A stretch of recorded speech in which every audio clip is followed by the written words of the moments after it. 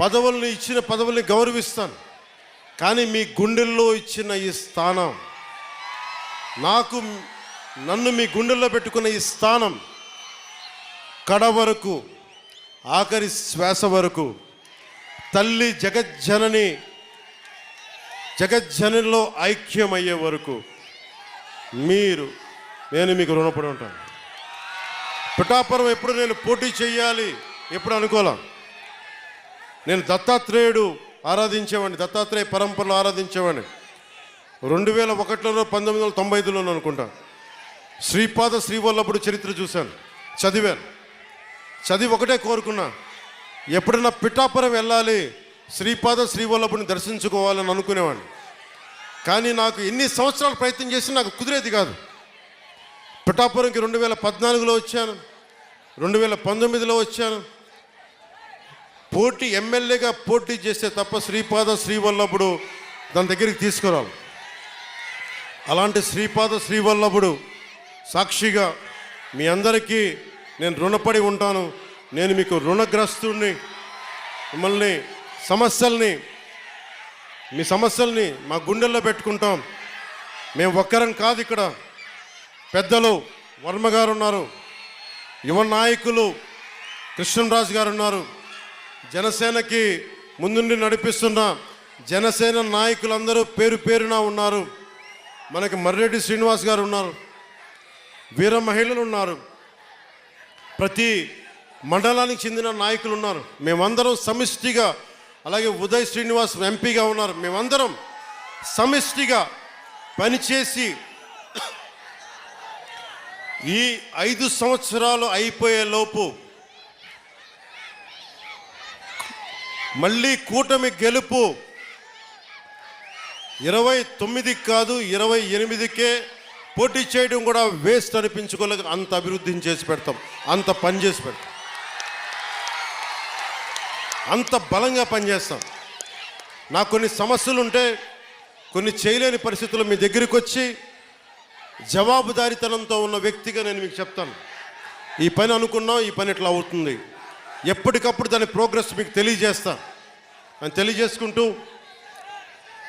నాకు విద్య, వైద్యం, ఉపాధి, సాగునీరు, తాగునీరు ఈ సమస్యలన్నింటికీ చాలా క్రమబద్ధమైన విధానాలతోటి ఒక ప్రణాళిక రూపొందించాం, దాన్ని ముందుకు తీసుకెళ్తామని తెలియజేసుకుంటూ, పిఠాపురంలో మీకు చెప్పాను ఇందాకే, సాయంత్రం రిజిస్టర్ చేశాను ల్యాండ్ అని.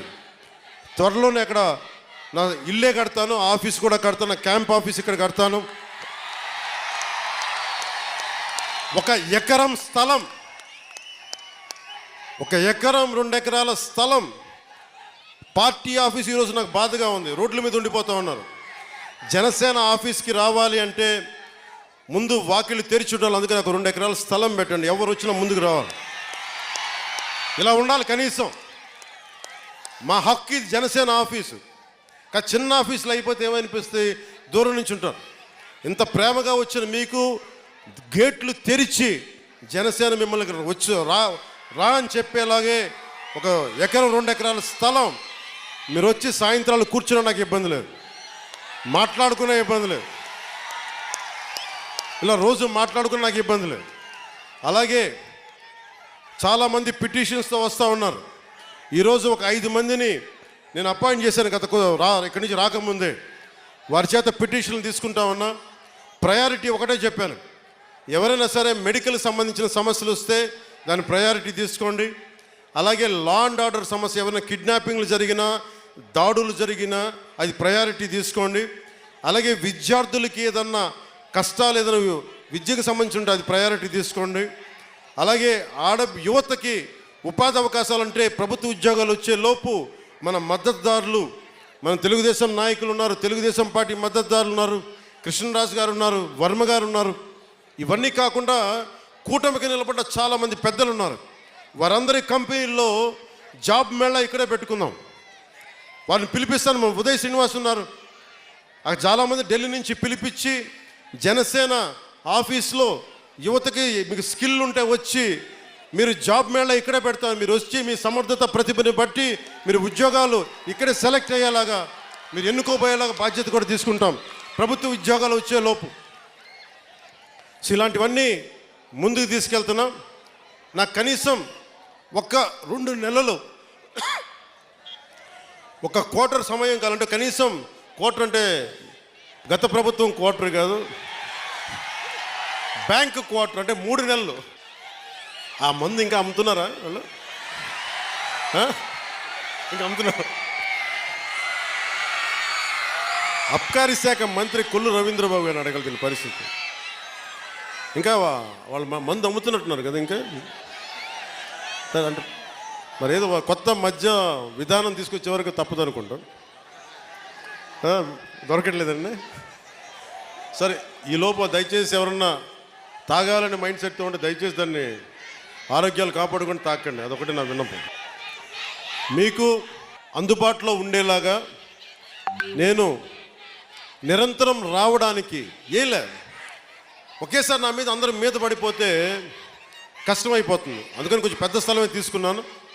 మీరు రాకపోకలకి ఇబ్బంది లేకుండా భారతదేశం మొత్తం జనసేన 21 సీట్లు గెలిస్తే భారతదేశం అంతా ఎలా చూసిందో పిఠాపురం అభివృద్ధి భారతదేశానికి ఒక మోడల్ లాగా అయ్యేలా.